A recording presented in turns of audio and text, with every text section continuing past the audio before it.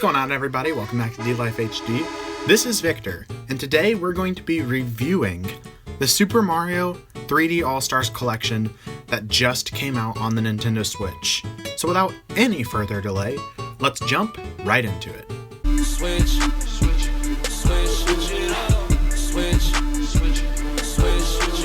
I was a worker, had to upgrade to a boss. Used to live in the hood, but had to upgrade to a low. Now, this is a collection of 3 games, and so while pondering it and thinking about it and playing it and just deciding how I wanted to approach this review, I've come to the conclusion that doing a traditional style in the way that I previously have done them with different categories just isn't going to fit, because it's 3 total games, and while I could review them individually from a modern standpoint with all these different categories, that would probably end up being a 30-minute video, and I don't think anybody wants to sit here and watch an in-depth analysis of these 3 games that have been out for quite some time now, because they are older games, reaching back as far as the 1990s with Mario 64. So instead, we're just going to be taking a look at some of the traits and qualities in the game that I wish I could see improvement in, and then the opposing of that, things that I really love about this collection of games, and just really, praising it for where it needs to be praised. So, starting off, let's look at the things that could have been improved upon. Well, one thing that was a little bit disjointing to most people at first when they saw the trailer for this game and the direct that was dedicated for the 35th anniversary of Mario was the fact that, along with the rumors for this game, we heard that all of these games would be basically full remasters. Now, they are up-resed to HD in most cases. Well, in all cases, actually. The only difference is 64 goes as high as 720p because it is still in an aspect ratio of 4:3. Hey, that kind of rhymed. And so it's not really a reworking. While I wished they could have been redone in the Odyssey engine, each game looking beautiful in the same art style, all very consistent, so these games feel very fleshed out and fluid together. That would have been really awesome, but instead, everything is just up-resed HD, and it still looks good, but there could have been more work to the games. Along the lines of work itself, some of these games are older. As I mentioned, 64 came out in the 1990s. Even Super Mario Galaxy, dating back to 2007, they're all older games, and they have certain mechanics that worked on the system that they were on, or worked from the time that they were created from. And game development has come such a long way since all of these games were released, and certain quality of life features could have been added, and a little bit more care could have gone into really polishing up these games, because in their prime state, they are fantastic games, but there could have been a lot of improvement done to them to make them hold up in a modern setting, to make these fantastic games more accessible to a younger audience, people who didn't grow up with them. But I would love to see 64, which I praise today as one of the greatest games of all time, on more accessible to a generation that didn't grow up with it, that doesn't have that nostalgia for it. And so more enhancements could have been made.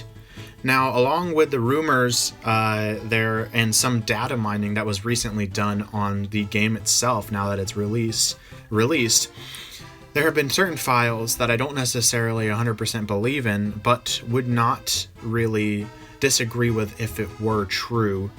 These files alongside of the game kind of hint at the fact that this collection, its development began in February of this year, meaning that it was kind of slapped together last minute and thrown on a cartridge in a cash grabby kind of way.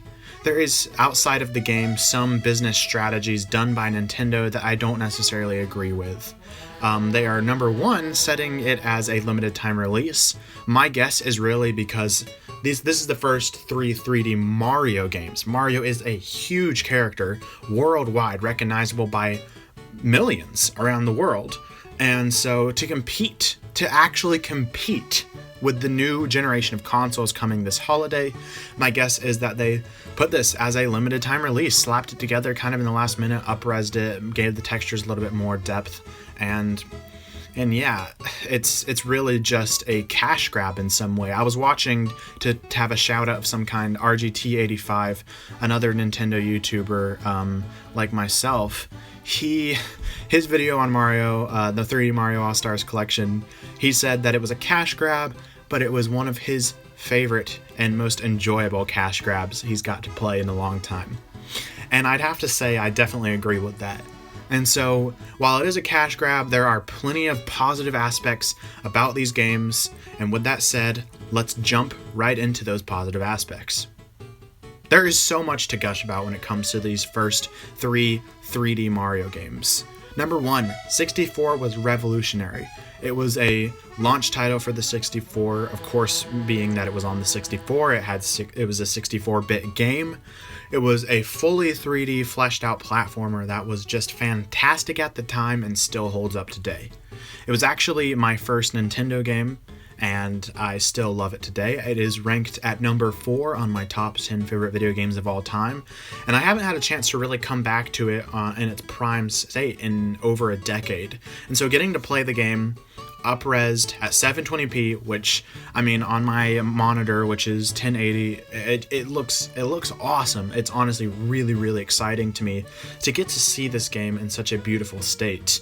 It's bewildering. I absolutely love it, and although there are some platforming issues, regarding the camera, I overall really am enjoying this game, and I'm enjoying its difficulty. It is just as hard as I remember it being. I'm not one to like deadly hard games.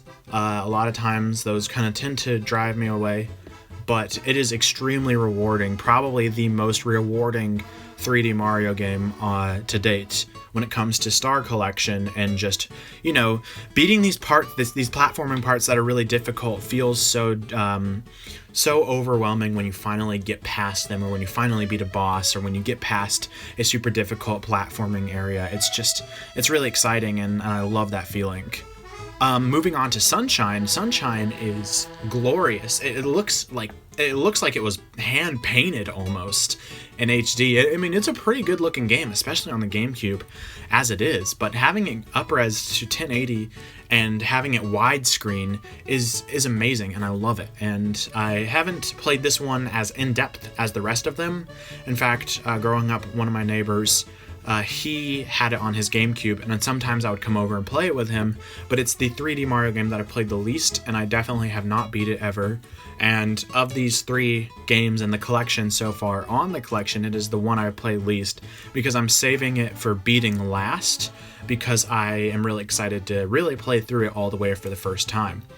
I can say that some of the adaptation when it comes to the controls from the GameCube controller, they've done some smart things with it, because the GameCube controller had analog triggers that allowed you to spray the water from FLUDD at different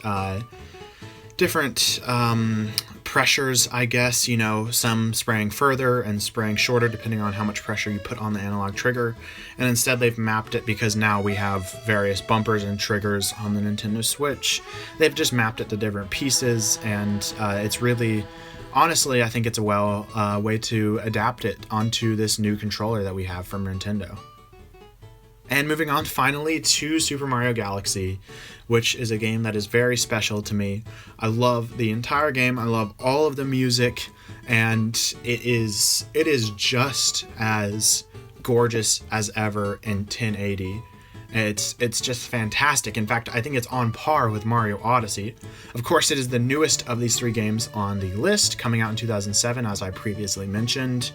I can't speak enough praise at this game. Out of all the ones on the collection, this is the one that feels the most at home on the Nintendo Switch.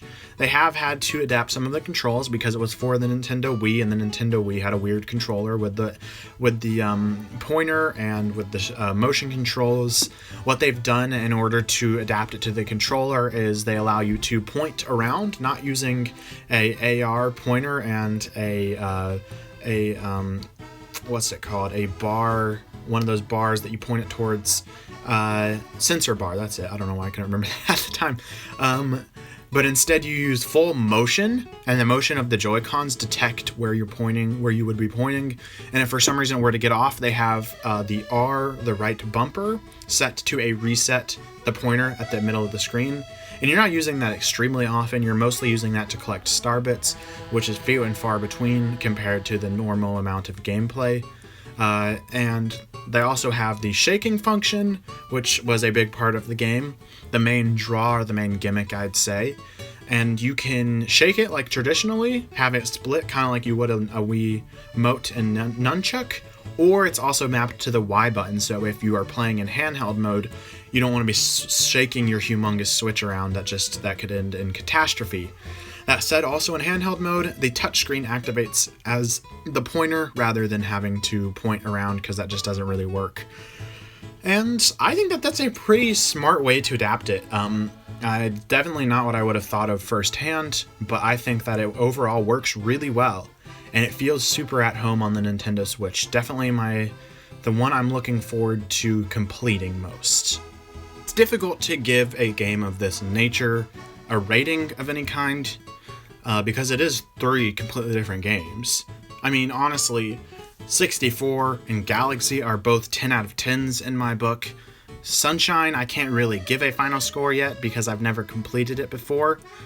So far, I'd probably, and because of how genius the platforming is, I'd probably give it somewhere around an 8 out of 10 if I could. So I'm not really going to give a final rating to this collection. I feel like it would probably score somewhere around an 8.5 out of 10, but it just doesn't feel right to give a full rating to it. So instead of giving a rating to it, I'm just going to say this. It is a wonderful, fun time to be able to play these games again, or introduce them to a new generation of Nintendo fans. And so with that said, instead of giving a rating to this, I am just going to say I highly recommend you pick this game up, whether you have the lucky chance to find it physically or you download it off the eShop. It is a must-have as a Nintendo Switch owner, and so if you haven't already, I would highly recommend you go up and pick this game. Alright guys, thanks for watching. Let us know in the comments what you thought of this review below. We love talking to you guys. Remember to like and subscribe for more videos like these. In the description of this video, you will find a link to our Discord. We have community game nights and generally love talking. Lastly, don't forget to check out our Twitter account for gameplay updates and latest releases. But most importantly of all, remember to stay 1-up.